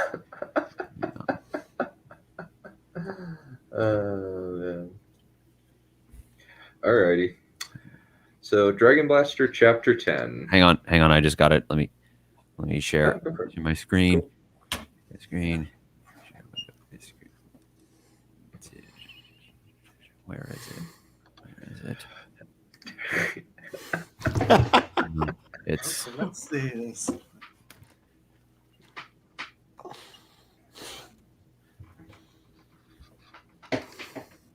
this one. Here comes the. More than comrades. Yep. Let's skip to the be more than Rom-coms. friends. Show that again for a second. Hang on. Okay. Alrighty. Share a window or screen. Yeah. Wait. No. Hang on. A. Wait. No. This. Hang on. Never mind. I'll show it to you later. Yeah. Do your thing. Done. Post it Alright. to post it to general conversation. All right. Yeah. Discord, I'll probably see it. Okay. Jessie hated her new look. Her hair was too short, her skin was an unhealthy white, and it made everyone stare as if she had come from another planet. That was all right for Kevin. His stylish new hair and his silver hair and his new muscle suited him. Now the oddities had begun happening. She got to her science class, trying as best as she could not to look as if she had committed a crime, and sat at her desk with her friend Camilla Trenner. What happened? Camilla gasped. You look totally different. Jessie had concocted a story with Kevin the week before. Camille had been out of town and now just gotten home. My mom took me a salon, and there went my hair and my complexion, she lied. It was the best answer. No one would believe that she had just morphed in an instant unless they'd received massive brain damage. When the teacher in charge said that she wanted them to mix several fluids together into something, Essie put her head down and started going to work, ignoring everybody looking at her. After a while, Jessie got it fixed up before everyone else in the class.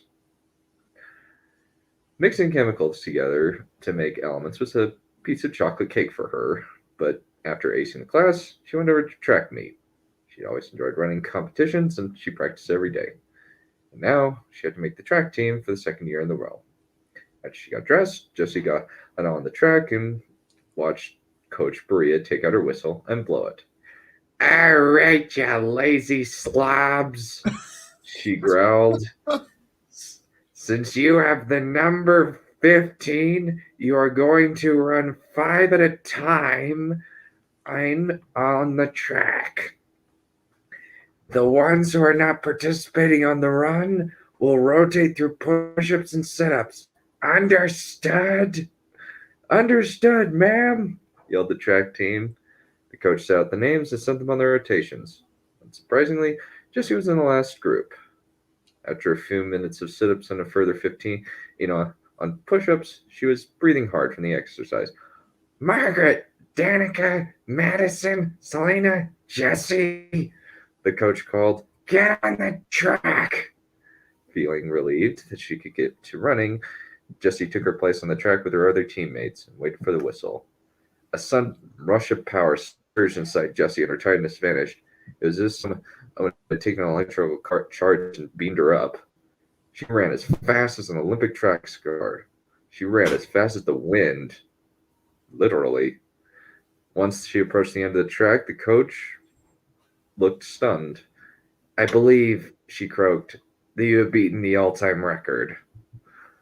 Jessie put her hands on her head. Wow, she said, I don't know what to say. You better cool off, Coach Berea said. You must be exhausted. Jessie shook her head, bouncing eagerly from foot to foot. No, I feel great. You're sure? The coach sounded extremely skeptical. When Jessie nodded, she motioned her for carry on. Well, we'll just have to make sure you haven't suffered any side effects, said the coach, forestalling Jesse's protest. Jesse, running at your speed for so long was incredible. I just still need to make sure that you're okay. Jesse endured the coach's examination with patience and was pleased by the coach's stunned verdict of complete health. You can keep running till you run out of steam, the coach decided. Get on with it. Jessie ran, but she was still full of energy. After a while, the coach apparently decided that she had run enough and that Jessie could go home. Mind racing, Jessie immediately went to find Kevin. Kevin lined up with his teammates on the practice field. As he waited for the coach's whistle, he felt a kind of heat building inside him. He couldn't explain it, but it felt pretty dang good. When the whistle came, Kevin felt the heat go berserk. Throwing all constraints to the wind, he charged, bowling over anyone in his path. Stop! Yelled the coach. Howard, go back to the start! Kevin turned around, looked around, and found that there was a trail of destruction behind him. The opposing teammates were all lying flat on their backsides. Oh, she bleep, Kevin said. Howard! Yelled the coach. Back to the start! Kevin was the wonder of the day. After he had physically picked up two of his teammates and ran them to the other side of the field, he was getting looks of astonished disbelief from the team. Go to the practice, dummies! Roared the coach. Go, go, go! Kevin didn't feel tired after his monstrous display of strength. Quite the contrary. He was as psyched up as he'd ever been. Despite the fact that they were usually 600 pounds, the tackle dummies felt like they were made of styrofoam, and Kevin was far ahead of his teammates as they toiled to get him out ahead of the field. Eventually, Kevin noticed Jessie on the stands and went over to her once practice was done. Did you see that? He asked, somewhat unnecessarily. Yeah, she breathed. And I've got things to tell you. Kevin's jaw dropped as he told him and showed him how fast she could run. It was impossible. And the fact that he had the strength to bench press something as heavy as an anchor. This was getting really, really weird. I don't think we should stay here, Kevin said. Where should we go? Jessie asked. How do we outrun whatever government agency chasing us so that it can toss us into Area 51? I got my driver's license a week ago, Kevin said. You got yours a month ago, so we could steal a car from our parents if we need to. We can't steal from our parents, exclaimed Jessie, as he sat looking shocked. We have to leave somehow, he insisted. I believe I could help. Kevin turned and saw that a man in a black long-tailed coat was walking down the field toward them. Who are you? Jessie asked. The man smiled. I'm just a messenger, milady, he said, bowing to both of them. Kevin hated him instantly. What is your message? He growled. It is an offer from the ones I serve, the messenger said. If it is, if you so wish, I will escort you to where you will find answers and protection. Protection from what? Jessie asked. From the Order, of course, answered the man. They are aware of the fact that Dragon Kings are reborn. Say what? Jessica asked, clearly not at all comfortable with this guy in her vicinity. Kevin felt the same way. Jessie was fidgeting with her books as she watched the guy without blinking. You're a group of Dragon Kings reborn into the bodies of mortals, he said. Your families will not be safe as long as you are here. They will become targets for the Orders, or maybe even hostages. Hostages? Jessie asked, putting a hand to her mouth. Kevin's anger was getting really hot right about now. How do we know you're not going to try and kill us? He demanded. The man calmly put up his hand, and a ball of purple fire appeared over it. I think that might be substantial proof, he said, but it might convince you to give me a chance. Kevin looked at Jessie. She bit her lip, then nodded slowly. What do we have to lose? She asked. You don't want to know, the man asked bluntly. You're not helping, Kevin warned. The man spread his hands. Maybe so, but what choice do you have? Kevin's jaw dropped as the man pressed a few buttons on his watch, and a wormhole appeared in the air. Like you do. You go first, the man said, bowing. Jessie was about to step through when Kevin took her arm. I'll go first. She looked like arguing, but she nodded and let him step through. Matt had been packing supplies for his departure for several days before the man appeared on his doorstep and told him the situation. Since he'd already been looking for answers, he'd agreed to leave, but there had been some haggling. The guy was here. Matt grabbed his supplies and went outside. Don't try anything, he said, holding his fist up. The fist crackled with a lot of built-up electrical force.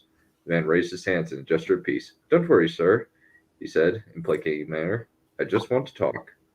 Matt was skeptical, but he listened as the man outlined the situation and told him the best way to save himself and his parents would be to come with him.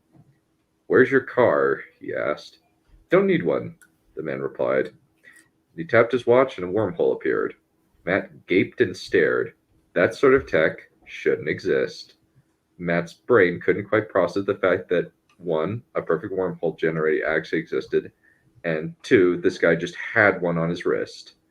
Under better circumstances, Matt probably would have sold his soul to have that for an hour, but he knew that would have to wait for another time. Casually, he stepped through the portal. And that'll be it for the day.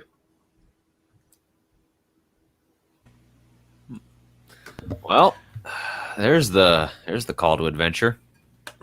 I noticed a distinct lack of complete and utter insanity this chapter. Yeah. Yes. I'm very disappointed. What do I even come here for? It's only mildly insane. Yeah. It kind of makes, well, it's basically just these two kids just barely had their lives turned upside down, and this is the sort of after effects, and then it gets way weirder.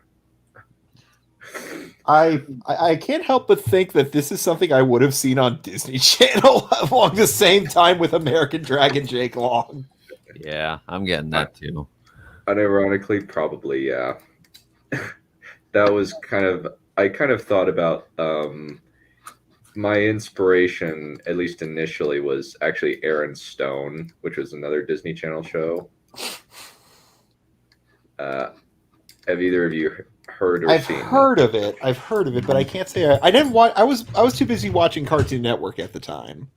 Yeah. Yeah. So the idea was that this game, I kind of stole the premise wholesale, but I decided to change it from a shadowy organization. It's more like a St. George and the Dragon type situation, where it's instead of knights fighting dragons with regular armor, it's knights fight dragons with power armor. I'm down. This chap Oh, with yeah. the wormhole, I don't know if I trust him or not. He's not a good guy, no. He's actually very, very bad. Or he's a rather sus as Morally ambiguous. Yeah. Oh, a gray character. Well, yeah. It is. Well, we haven't gotten to the weird. I need to kind of punch it up a little bit. That's my thought with kind of the writing of Dragon Blaster, just so it's like a little bit more absurd. Some more funny stuff happens. Stuff like, how the hell did you get fracking surgery in the middle of the night? Yeah, or surprise terror. It was a surprise terrorist attack happened at the school. Yeah. Yeah, I'd believe it. Or the narrator coming in and saying, yeah, blah blah blah blah blah. Yeah, I don't think I'll narrate that bit. Shut up, go away. I don't things of that nature. Yeah, or this does not make any sense, but I don't care. If you want sense, you can jolly well write it yourself. Yeah. That's my philosophy. It's It's not my fault that this doesn't make a whole lot of sense. If you can't buy this, then you have boring taste, and I don't want to be friends with you. Damn right. Understandable. Have a nice day. Yeah. Yeah, it's Oh, shut all up. right. Is that a Alright. freaking landline? Yeah, I hate it. Thanks. I hate it. Yes. Alrighty. Well, we will come back on Monday for the long night, part 2. Yay. Hopefully we'll be able to finish this soon. But either way, we will conclude it there. Thank you all for coming. I have to thank my wonderful guests. Please go buy Carl Saylor's book. It's very good work. Thank you. Please check out the postmodernist communist rabbits fan fiction site.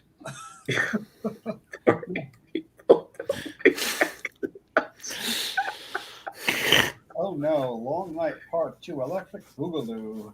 Yeah. Alrighty. We will conclude it there. Hey, you See didn't plug guys me. What else? What do you have to plug? Besides, I don't want to plug you. I want to pimp you, but I don't want to plug you. Wow. Hey, I wasn't. hey, we agreed. No more pickup lines. You just don't make the grade. Yeah, apparently the book the short story I published didn't make the correct cut. Oh yeah, the short story bit. Yeah. With No comment. well, which metaphorically, the gun one or the other one?